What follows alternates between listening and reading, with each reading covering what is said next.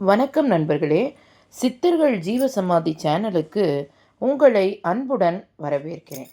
சிங்காரவேலன் என்று முன்னர் அழைக்கப்பட்ட ஸ்ரீ மௌன சுவாமிகள் 1872ஆம் ஆண்டு சென்னை கோவிந்தப்ப நாயகன் தெருவில் பிறந்தார்.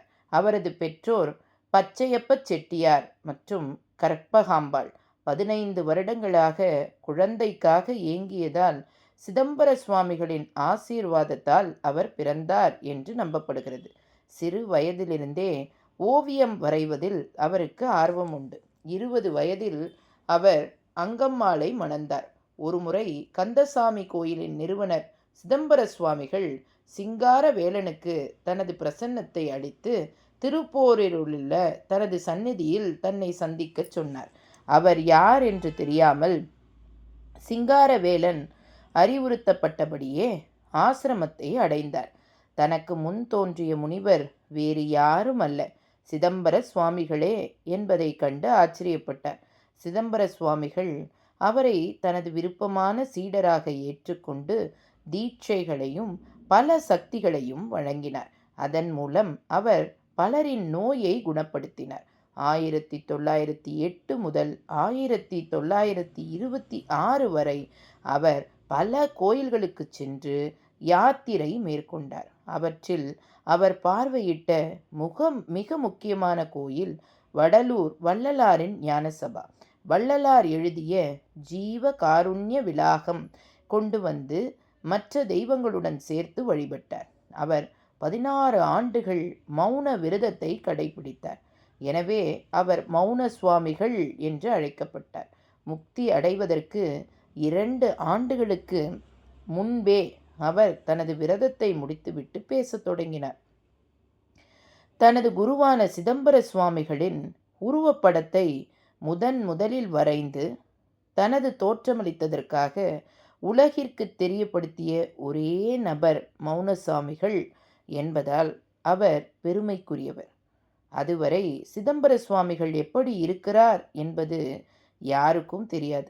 மேலும் சிதம்பர சுவாமிகளை நேரில் பலமுறை பார்த்த ஒரே நபரும் இவர்தான். மௌன சுவாமிகள் அவரை தனது மானசீக குருவாக கருதி அவரது பயணத்தில் அவரது ஆசிகளை பெற்றார்.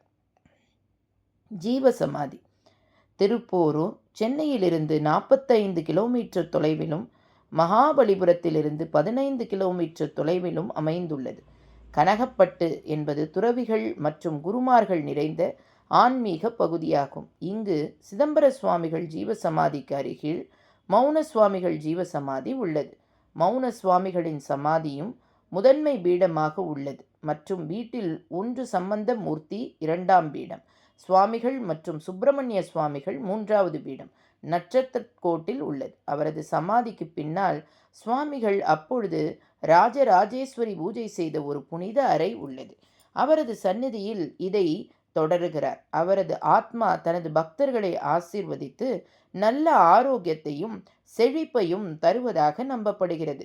ஆன்மீகத்தில் 90 நாட்கள் முன்னேறுவதற்காக முன்பு சுவாமிகள் முன்பு போலவே பேசுவதை நிறுத்திவிட்டார். அவர் உணவை தவிர்த்து 3 வேளை உணவாக மூலிகை பானம் கஷாயம் மட்டுமே உட்கொண்டார்.